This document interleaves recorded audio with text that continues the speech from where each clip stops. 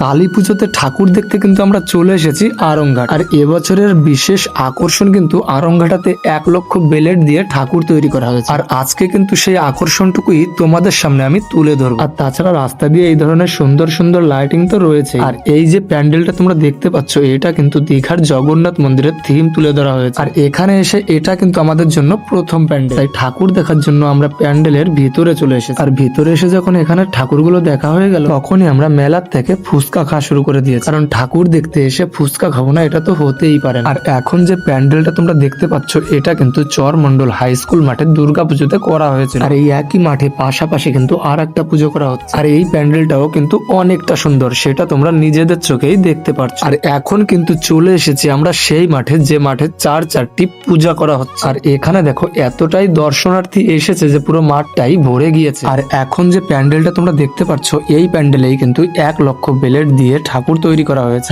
এটাই কিন্তু সেই ঠাকুর, যে ঠাকুর 1,00,000 বেলেট দিয়ে তৈরি করা হয়েছে। আর তোমরা যারা এই মাঠে ঠাকুর দেখতে এসেছো, তারা কমেন্টে জানিও।